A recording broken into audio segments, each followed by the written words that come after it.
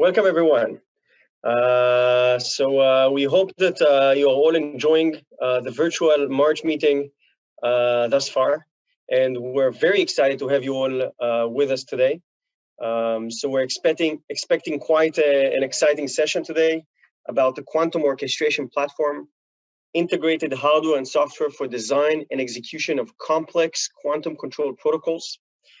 Today we have two amazing speakers with us, Jonathan Cohen, who spoke yesterday as well, and Gal Vinner.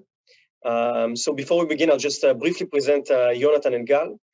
Jonathan did his PhD at the Weizmann Institute with Professor Moti Heiblum. He worked on both quantum dots and interferometry in the quantum Hall effect regime, as well as on hybrid semiconducting, superconducting devices, looking for Majorana fermions in nanowires. And Gal also did his PhD at the Weizmann Institute, worked with Professor Ofer Furstenberg on cold rubidium atoms systems. And just before we begin, I'd like to you all to pay attention to two things. One, there is a channel for chatting on your right. So it's just next to where you see the presentation, where you see me basically. Yesterday it didn't work, but today it does work, and feel free to ask any question during the session. And also, if you have additional questions after the session, so there is on the same page, if you scroll down, there is a post-session networking. So if you have additional questions, you can enter this link after the session, or of course, goes without saying, you can shoot us an email anytime about any subject from quantum control to the weather. So with that, I'd like to pass the stage to Jonathan. Thank you for joining us. Today, I want to tell you about the Quantum Orchestration Platform, which is the platform that we are developing at Quantum Machines. And I want to tell you why we believe that this platform is really a new paradigm in quantum control, and also why we believe that this can really make an important impact on the quantum community. So a good place to start is actually to ask why. Why do we need a new paradigm in quantum control? Well, so at Quantum Machines, we are a team of physicists and engineers. We have people on the team who have worked on almost any quantum system out there, like superconducting qubits, quantum dots, NV centers, trapped ions, neutral atoms, etc. And we've been working with these quantum systems for many years. And we know that in order to do something interesting with these systems, basically in order to run some interesting experiments on them, and at the end of the day have also the quantum systems perform some useful tasks for us. This is the end goal, of course. For that, we always need to orchestrate a very complicated sequence of control and also measurement signals. And this orchestration of control and measurement signals is always being done from a classical system. So a system that kind of looks like this. But if you go into any typical quantum computing lab today, you are most definitely not going to see a classical orchestra, a nice classical orchestra like the one shown in this picture. What you will definitely see is a pile of test equipment. So AWGs, lock-ins, digitizer, signal generator, spectrum analyzer, and so on. And this test equipment was good enough for the job of quantum control, maybe up until about a decade ago. But as quantum computing really started to kick off, really the field started to progress in a very, very fast pace, and experiments have started to become more and more complicated, this test equipment just was not good enough for the job anymore. And it really started to become a huge bottleneck for the entire field. So it's not good enough anymore for the labs working on developing the next generation basic building blocks for quantum computers, exploring complex control sequences for better control or better error mitigation or for error correction, etc. And it's definitely not good enough for scaling up. So, building large-scale, useful, hopefully quantum computers, where a system of hundreds or thousands of control and measurement channels must be programmed in a coherent way and must be fully synchronized, and where classical calculations, classical processing must be done in specialized hardware, and where all the modules in the control system must communicate with one another with ultra low latency and sometimes high throughput of data. So the existing control systems, they typically cost years of development with exploding runtimes, where there is no general treatment for feedback. So something that we at Quantum Machines believe that is going to play an essential role in the future of the field. There's no way to perform general feedback and explore different feedback-based protocols. And finally, it's very, very difficult and very cumbersome, typically, to program your experiment in the existing control solutions.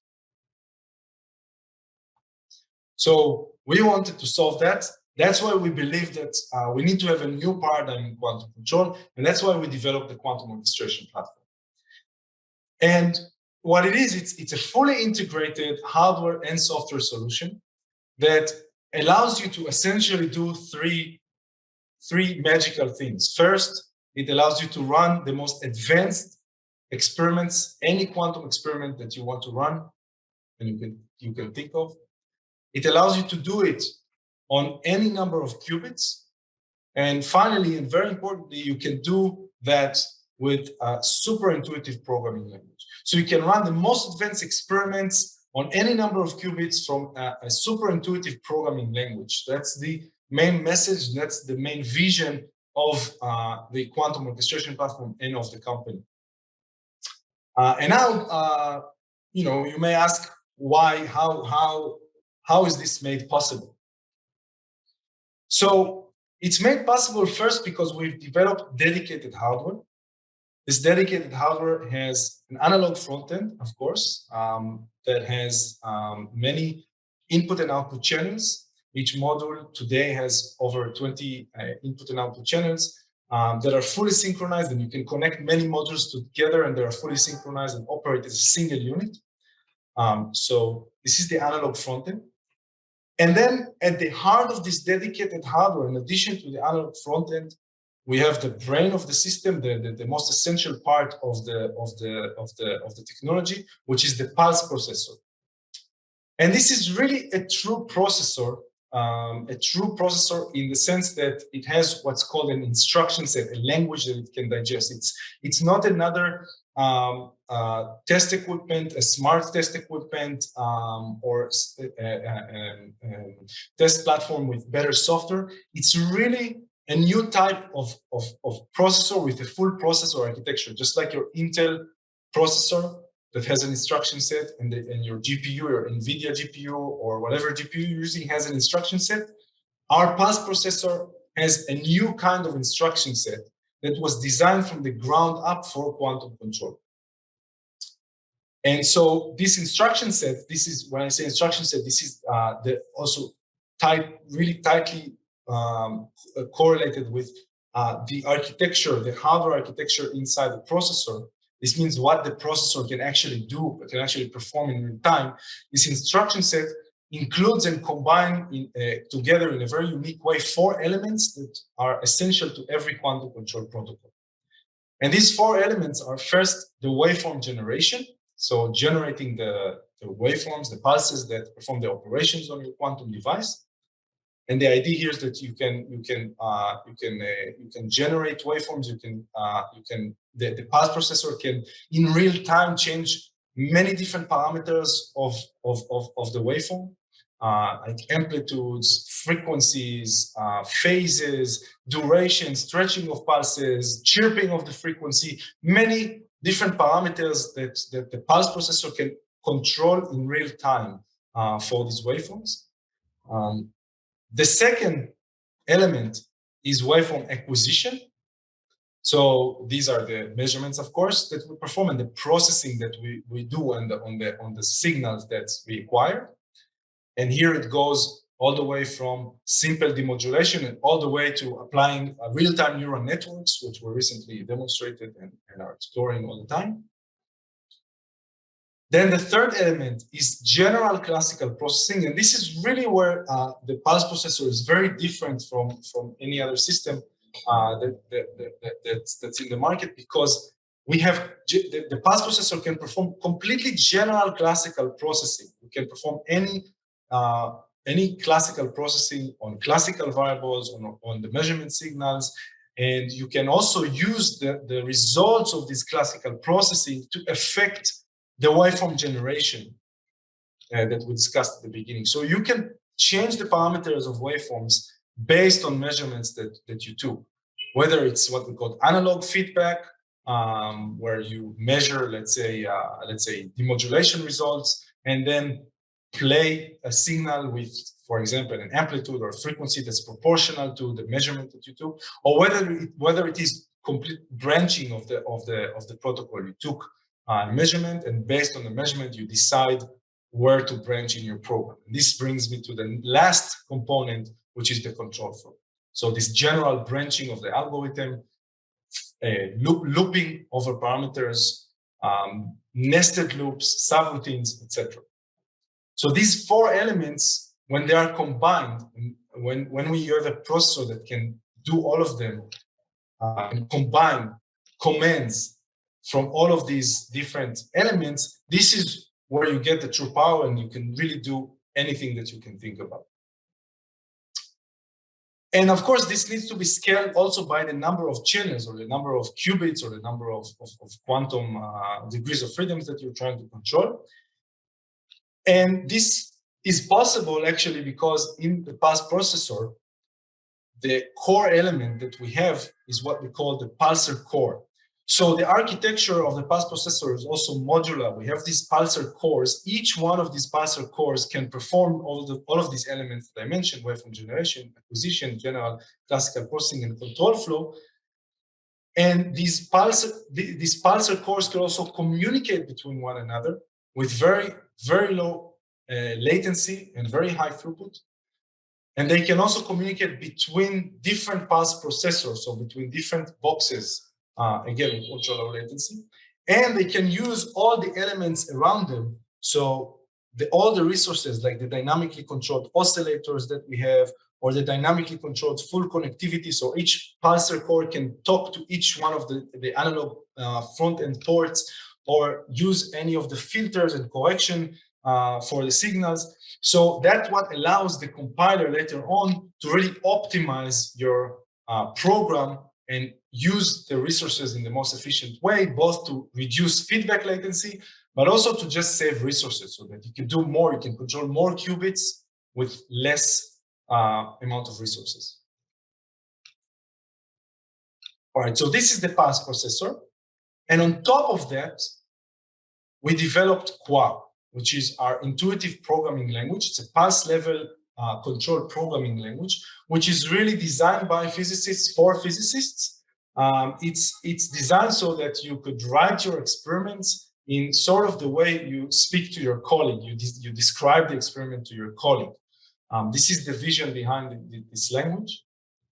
And then you write your protocols, your experiments in Qua, and then we have our compiler that compiles your Qua code into the machine code of the pulse processor. So the compiler is taking care of all of this parallelization, that the pulsar cores are doing different tasks at different times, and basically takes the heavy lifting of the complicated and not so interesting stuff of optimizing the resources to run your experiment. It takes it away from you, but it leaves you complete flexibility on what it is that you're trying to do, what pulses, when, how they depend on the classical processing, how they depend on the measurements, etc.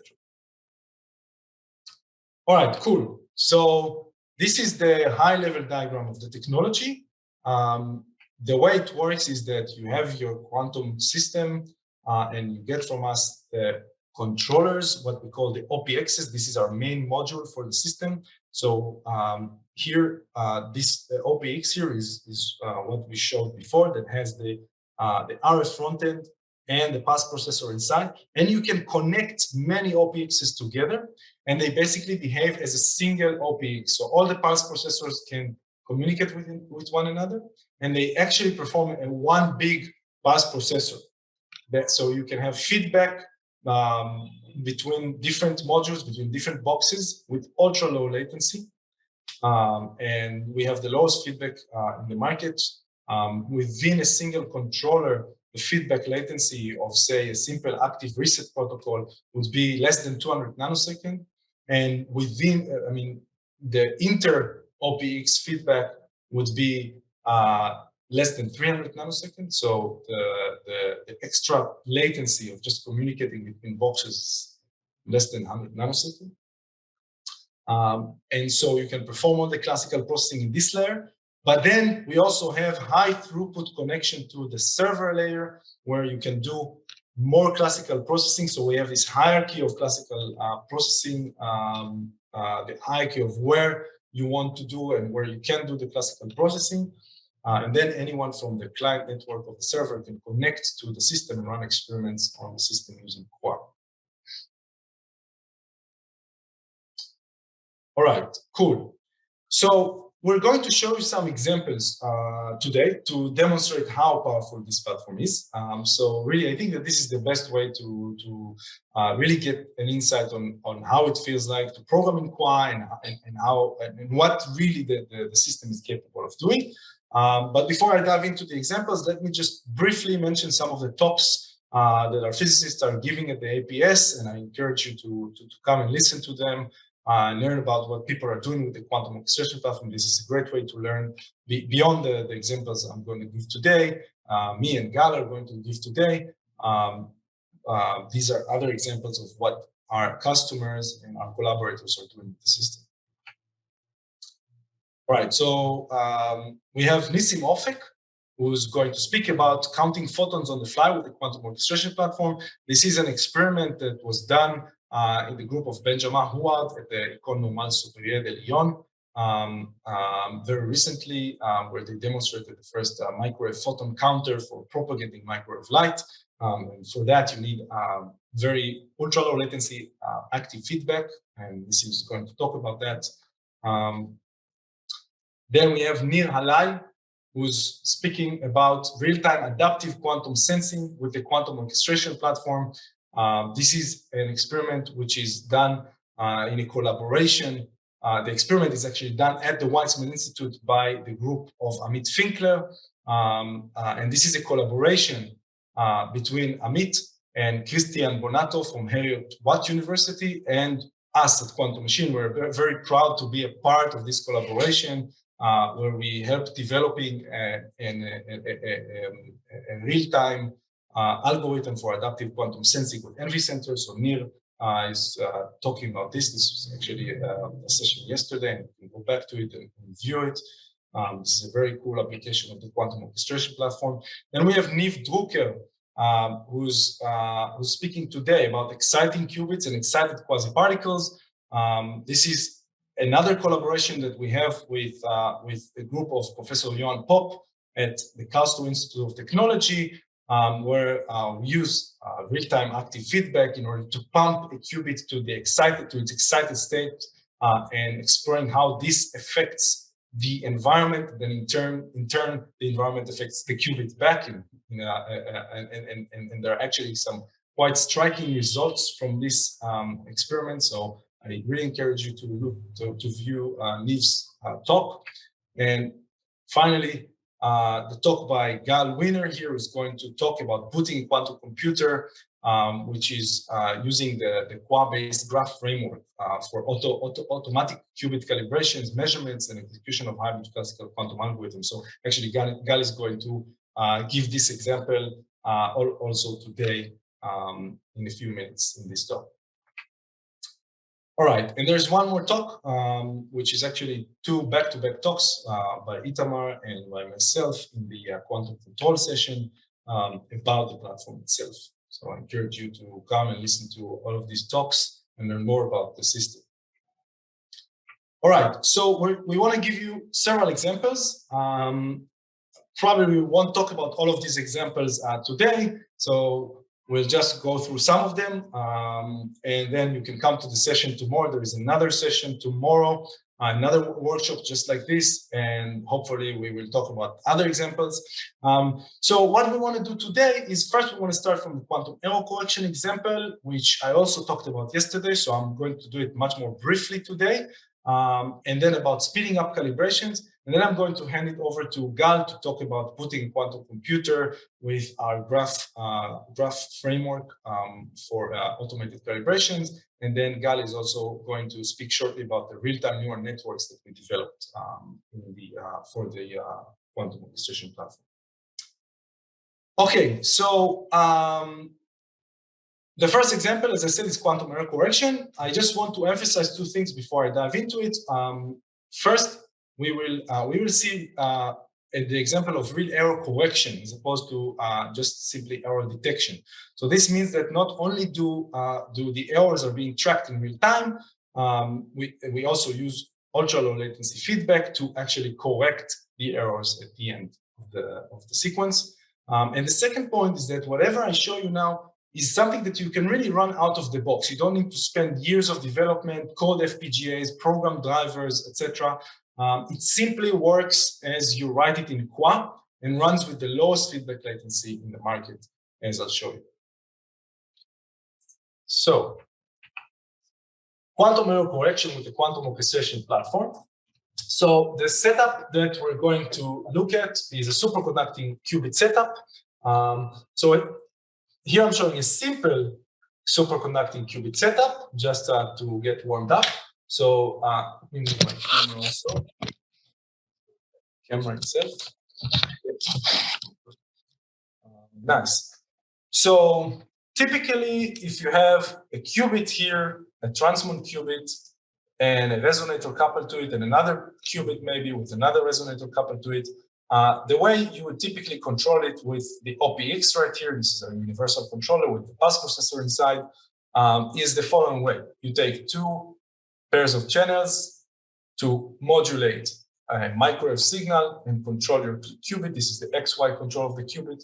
Then you would connect another line from the OPX to control the flux biasing of the transmon qubit, if it's a tunable transmon qubit. And then you do the same for the other qubits. And for the readout, you could use another IQ pair to probe the resonator with another microwave signal.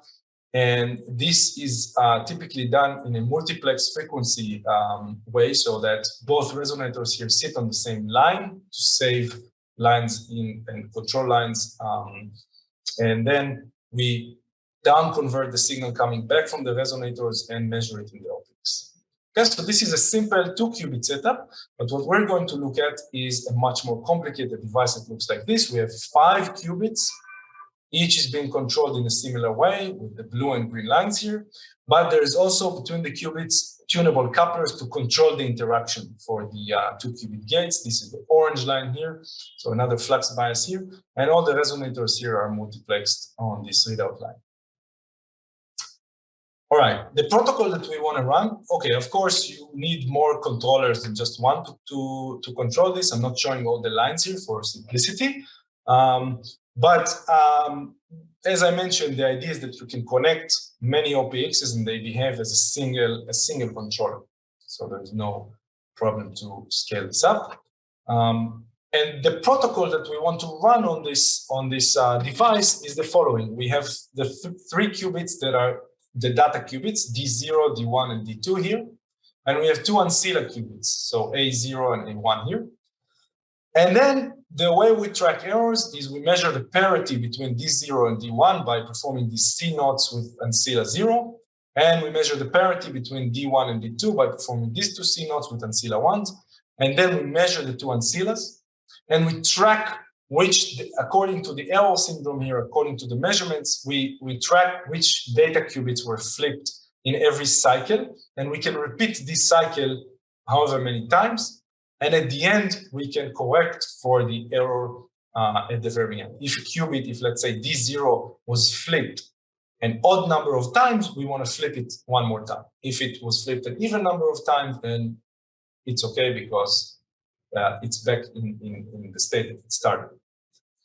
So this is the protocol, and there's one more thing which is not shown here, which is that in this case, what I'm going to show you, we also are resetting the ancilla qubits every cycle of the protocol. So in every repetition, we also want to reset the ancilla qubits back to the ground state. And this is because this will reduce the average error rate of the system. Because if the qubits are in the excited state, there is more probability for decay. And so we prefer them to be mostly in the ground state. And this also requires, this is actually the most demanding part here in terms of feedback, because every cycle you want to reset these qubits. All right. So let me go briefly over the code here. And this is just to get a feeling of how easy it is, how simple it is to write in Qua. So here is the program. By the way, everything Qua is completely embedded in Python.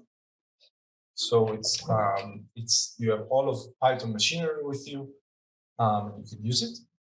But whatever you write below this line right here with program as prog is your Qua program. So this entire sequence that I'm going to show you here it's written in the Python in Python, but it's really going to be compiled and going to be loaded into the pulse processor. And so everything that you see here below this line is going to actually run in real time on the pulse processor, on the controller. All right, so first thing that we do, we define some classical variables. So the first variable is the data state. This is a vector of 3 booleans that is going to save the state estimations of the data qubits. Then we have the ancilla states vector. So 2 ancillas, again, we will save 2 booleans for the states of the ancilla qubits. And then I have this vector flips here, which is going to store at every point in time the parity of the number of flips each data qubits have gone through. Okay, so these are the 3 booleans. So if this first boolean here is true, it means that the ancilla qubits was flipped an odd number of times. And if it's false, it means that the data qubit was flipped an even number of times. So at the very end of the protocol, here we will know which data qubit we need to flip at the very end. And finally, we have this I, which is an index for iterating over the repetition. Okay, so first thing we do is we just reset all the qubits, and for that we're just using active reset on all of the qubits. You see, we're running on all of the qubits and performing active reset. This is simply measuring the qubit right here by sending a signal to the readout resonator. This is the readout resonator that belongs to this qubit. And after some times, we pick up the signal at the input of the OPX and we demodulate it with these integration weights, which were pre-calibrated to optimize the readout. And this goes into this variable Q. And then we play a conditional pulse on the qubit based on the value of Q. So we check whether it's larger than some threshold, which was pre-calibrated. And based on that, we decide whether we need to play a pulse or not. And that's how we reset, in this case, the qubit. And we run it on all of the qubits. Then we can play some pulses to prepare the qubit. I could do any kind of preparation here. And then we start the error tracking. So we repeat some number of repetitions. Here I define repetitions. You see, this is just Python variable that I defined as 4, just so that we can see the number of repetitions in the simulator. So we're going to see all of this pulse sequence in our simulator, which is a very nice feature. You can really simulate your entire Qua programs, look at the pulse sequence, which is very authentic to the timing of the compiler generates, and we are going to see the pulse sequence of this repetition code. So we're going to see 4 repetitions of the following repetition code. So first we play these two minus y/2 pulses on the ancillas. That's basically to change the basis in order for the C phase to turn into C naught. So I'm assuming here that the native gate of the machine is C phase because this is a device that uses tunable couplers to have the qubits interact. And then after changing the basis, we perform the parity measurement on D0 and D1 by performing C phase between A0 and D1, and another C phase between, A0 and D0, and another C phase between A0 and D1. See, each C phase here is a sequence of pulses that are pulses on the two flux lines of the two qubits, qubit 1, qubit 2, on which we're playing the C phase, and the pulse on the coupler, on the coupler control the interaction, turn on the interaction, and then perform the CZ. Good. Then we have another parity measurement on D1 and D2 by performing the C naught with the ancilla 1 here. And then we change the basis again by playing another two y/2 pulses. Then we measure the ancilla states. And by the way, when we measure it, again, we measure it through the resonator here. And we assign the state based on some threshold. Here I put just 0. You can calibrate the threshold. And so you measure both ancillas into this ancilla states vector. And then I save it just for echo. Actually, I don't need to save it because we're going to do error tracking in real time. I reset the ancillas here. So I play conditional pulse based on the state of the ancilla. And I put this knot here just so that we cheat the simulator so that we can see. The simulator assumes the ancillas, of course, are always in the ground state for this simulation. So I want to see a pulse. That's why I put the knot here to cheat the simulator. So after resetting the ancilla, I want to track the errors. So here, I'm tracking the errors. So basically, I'm switching these flips. It's flips number 2.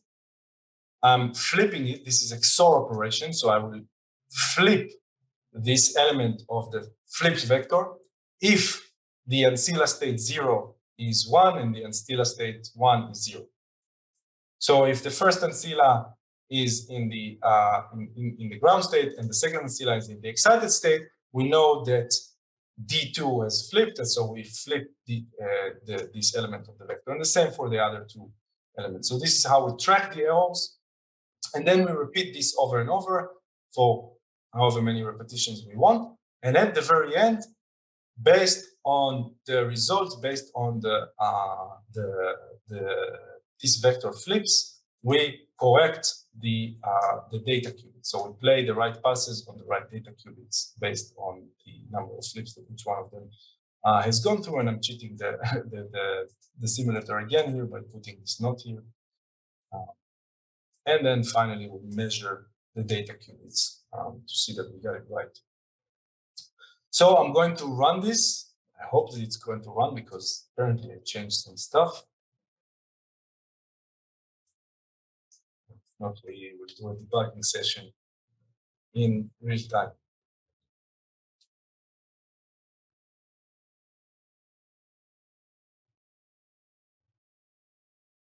Okay. It runs. So you can see the sequence. You can see first the active reset. By the way, this is the active reset here. We play all the pulses. You can see frequency multiplexing here because all the resonators were defined to be connected to the same feed line of the fridge. So all the frequencies of all the resonators are played together to the same line. That's why this readout even looks like this. Here, because I cheated the simulator with the defined thresholds to actually think that the qubits are in the excited state. We see the response pulses. So this is the pi pulse on all the qubits in order to reset them. And then we start the sequence. This is the preparation pulse. These are here. This is the 2 pi over 2, pi over 2, y over 2 pulses to change the basis. Then all the C phases, then another y over 2s back to the original basis. And now the readout of the two ancillas. And here I'm resetting one of the ancillas as if it was in the excited state, and another sequence starts. And so you can see that basically the feedback latency, by the way, that you can see here is about 200 nanoseconds for each of these resets, and the entire time that it takes to run each repetition of the sequence, besides the readout pulse and the gate pulses, is just about 300 nanoseconds more than just simply playing the pulses because of the active feedback and the error tracking.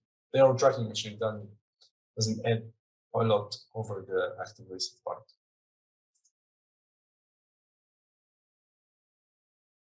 All right, cool. And at the end, you can see that we are correcting the data qubit, data one. Again, remember I cheated the simulator to think it needs to correct D1 here, so we correct.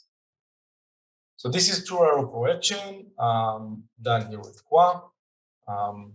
And this is really cool because you see, it's very, very simple. It's about 100 lines of code and a few macros. By the way, you can see that you can really write these macros in Qua, like measure state. It's just a Python function which is filled with some Qua code. So I can measure one state, many states. I can define my C-phase gates like this, and I can start creating higher hierarchies. The active reset, you can put feedback inside your macros, Qua macros, and you can embed those into your sequence. So this entire thing is maybe 100 lines of code plus some macros, which is, I don't know, maybe another 50 lines of code, and you run your error correction. All right, so I want to hand it over to Gal now to tell you about, so let me go back to the presentation. So we ran the error correction. The next example I wanted to talk to you about was the speeding of calibrations. I don't want to spend too much time on that because I want to hand it over to Gal to tell you about our automated calibration framework, Entropy. I'll just mention briefly that due to the quantum orchestration platforms, you don't need to go to quantum error correction to see a difference. Already in very simple calibrations, this is data from the Lawrence Livermore National the national labs that we are working with closely. Already in simple Ramsey measurement that you see here, you get huge improvement in the runtime of certain calibrations. Here, it used to take them 900 minutes to run to get this Ramsey graph. Now it takes them about 2 minutes with the quantum orchestration platform. So it's orders of magnitude improvement. So instead of running a measurement overnight, you run it for 2 minutes. This is quite a significant change. Similar data from Andrew Zorek lab in UNSW in Australia, working with quantum dots. This is a Rabbi Chevron measurement. I think it used to take them over an hour. Now it takes them about 4 minutes to run this measurement. So you can really see very significant improvement because the pulse processor can shape the waveforms, can run over these parameters, whether it's frequency, duration, etc., in real time, and you don't need to load all these waveforms into your arbitrary waveform generator. You don't need to communicate with lab instruments, which typically requires much more time than the time it actually requires to interact with your quantum device. So here you're spending most of the time by interacting with the quantum device, and that's why you gain such significant advantage in even simple calibrations before we even talk about feedback. And you can improve the measurements using feedback. So feedback is not just for quantum error correction. Feedback can be used even for simple experiment if you want to, recalibrate the working point on your flux line or on your gate line or the frequency of the qubit. You want to embed sometimes these feedback-based calibrations inside your sequence, maybe after several shots of the experiment. And by that, recalibrating some of the parameters, you can do that very nicely and efficiently with the quantum orchestration platforms and get better results. Okay, so let me hand it over now to Gal. So thank you, Jonathan. By the way, even in this example that Jonathan just showed us, this Rabi Chevron, this is already an example with exactly this type of feedback. So in between shots, what is done is tracking the resonant frequency of this quantum dot qubit. So it's already visible even in that graph. So let's get down to business and show you the next example. So what we want to discuss now. Sorry, what's happening? Okay. So I want to follow up on what Jonathan was saying and what he showed us so far. So he started by showing us this complex setup with multiple qubits and couplers and 2-qubit operation and a full error correction algorithm. But to actually run this complex flow, we need to have a well-calibrated machine. And this calibration graph is a partial depiction of what you might want to run if you want to run such a multiple qubit protocol. And it's partial because you see these operations of various types, but these are multiplied per each qubit and per each coupler, and so you can very easily reach to a very complicated graph of operations. So I want to discuss the basics of this calibration challenge. And what we're talking about is a challenge similar to booting a classical computer, right? When you power up your regular machine, it sets up the stage for memory and storage and external devices and anything needed before you can run programs. And with a quantum device, you need to calibrate many parameters before running your target algorithm. It's that old physics saying that yesterday's sensation is tomorrow's calibration. And that appears to be very valid in quantum computation. So each of the parameters we calibrate is its own experiment on a graph, and they're combined together very naturally on a directed acyclic graph. And we've been performing this type of calibration with our customers the past 2 years or so, and it's very apparent to us from our experience, and it's very clear in the industry as a whole, that this needs to be automated, can't really be kept on to be done manually. So we've been working on an open framework to automate this that we call Entropy, and this is what I want to show us today. So Entropy is this graph-enabled experiment runner with automated data collection. And it allows you to chain together Quan nodes and Python computations with additional lab instruments on one graph. And that graph can be traversed with full control flow and looping structures, and it makes designing the multi-experiment flow very easy. And so Pi nodes can run completely general purpose computations. And for example, we have this active collaboration with the company Q Control, and a Pi node can be used to call an optimization procedure provided by them or anything else really. And the data generated by each of these nodes in the graph is saved to a database, and each node has a calibration state associated with it. So it's simple to track whether the system is ready for the target quantum protocol, like the quantum error correction. As a basic example, I would like to show you something with multiple qubits, but maybe it's better to start with something very basic.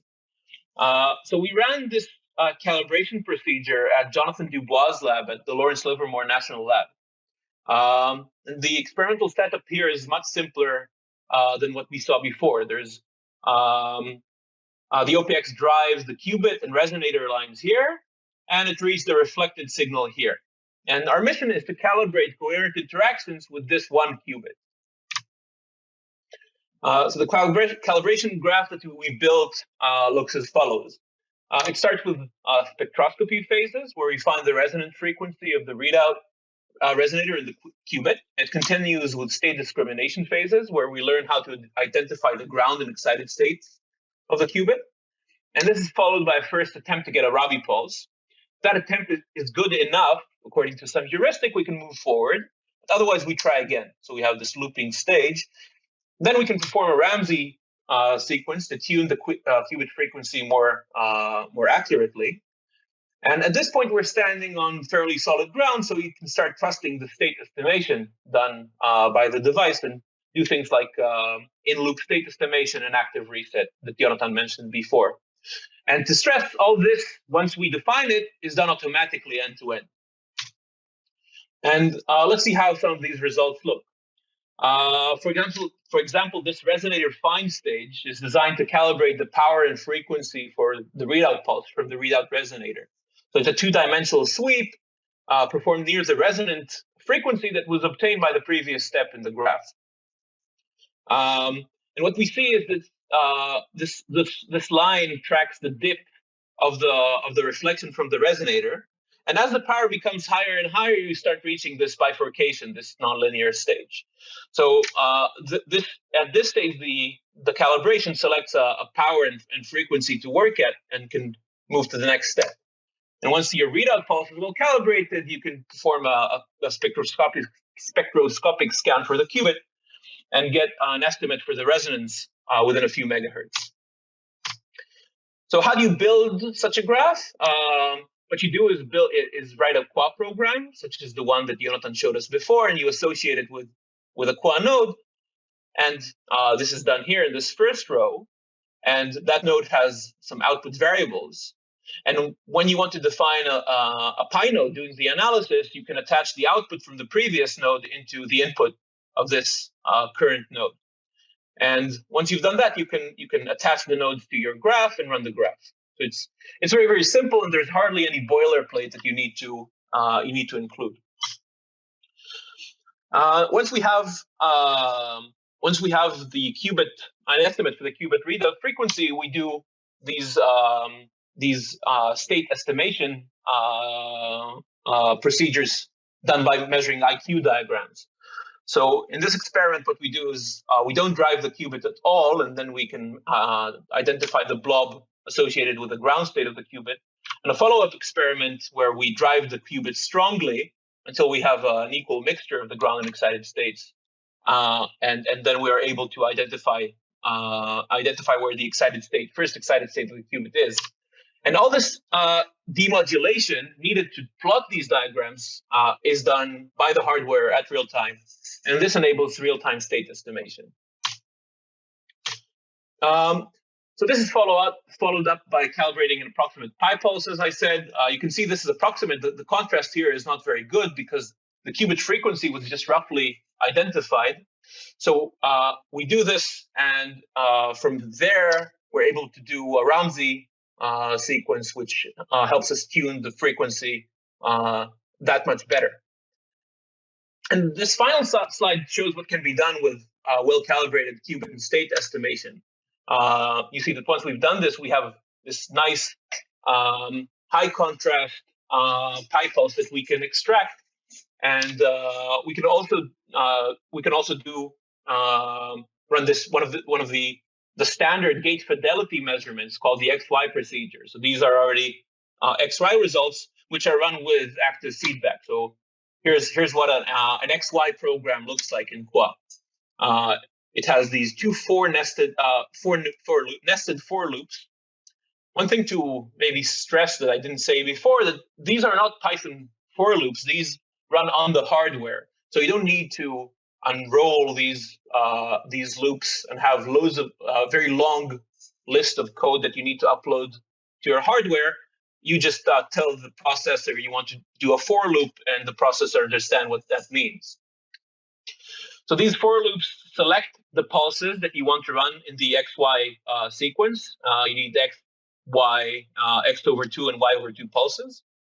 And the system selects from all the relevant combinations.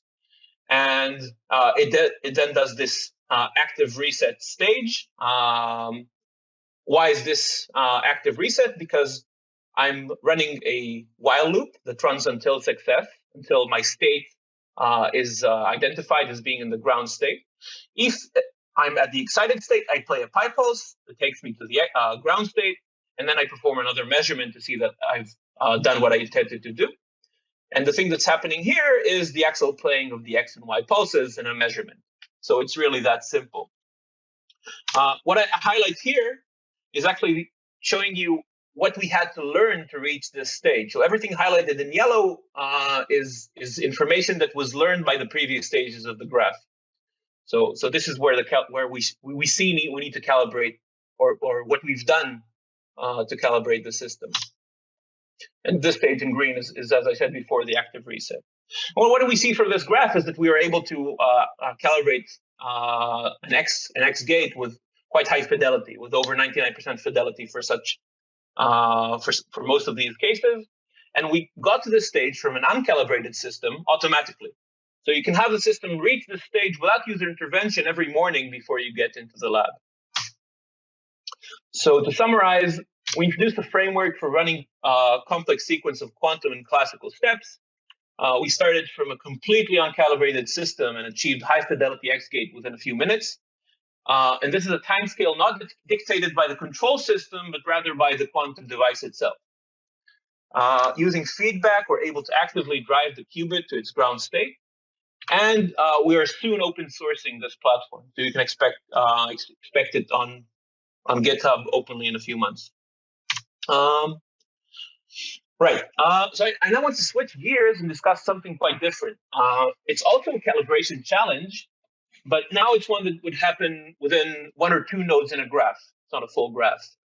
And what I want to discuss here is really how general purpose we can go when we say Qua is a general purpose language with arbitrary mathematical computations. The statement of the problem is as follows. How can we measure the state of many qubits which all share a readout line? So instead of having just one qubit on our readout line, we have several, and this multiplexing is done to share resources. So when this is done, instead of having a simple tone, we have this multi-tone signal that looks more complex. In the frequency domain, it's just a few peaks. And to extract the information from this multi-tone signal, we need to perform multiple demodulations. This is the mathematical operation that we want to perform. We have our readout signal, and we have weight vectors associated with each of the frequencies that we're using. So we have a challenge. Our challenge is that we want to learn the weight vectors that optimize the fidelity of our readout for each of the qubits. And the way we do this is by using a neural network. So how is this network set up? How do we train it, and how do we use it? So as the first stage is to train our network.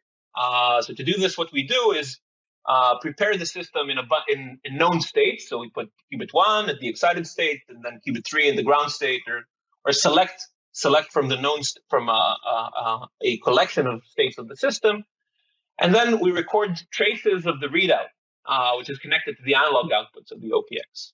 And then we perform these mathematical steps, which are the demodulation steps that I showed you before. And as parameters to this network, we give the weights, the vector of weights from the demodulation. And we do this for each of the qubits. And once we have a trained network that does this and is able to give a prediction for a state, we deploy that network into Qua. So once in Qua, we don't need to do the demodulation ourselves. The hardware does the demodulation for us, and we can feed in the demodulated result with the weight vectors into our trained network. Right, we will have a set of weights on these vertices on the network, and run it in real time on the hardware in Qua, which gives us a high fidelity and low latency state estimation we can use inside of Qua programs. So here what we see is a simulation for multiplexing 10 qubits. And on the left-hand side, you see that we initially have some uniform weights. And these uniform weights gives us this set of blobs associated with each of the qubits. Each qubit has 3 blobs for the ground excited and second excited state, the F state. And they're not very well separated. But after this optimization, you see that the blobs become well separated. On the bottom here, you see the set of weights chosen by the network. So this last simulated example did not consider interqubit coupling and nonlinear effects due to the waveguides. It's actually more complicated than just having as many networks as you have qubits. And this network can be simply modified to include this effect. What you see here is now having the same basic building block from before, but now we can think of a bunch of additional layers to account for the nonlinear effects. And accounting for such effects with other approaches can be quite difficult, but with a network, it's a very suitable approach. And we hope to show results of usage of such a network on a real multiplexed qubit system very soon.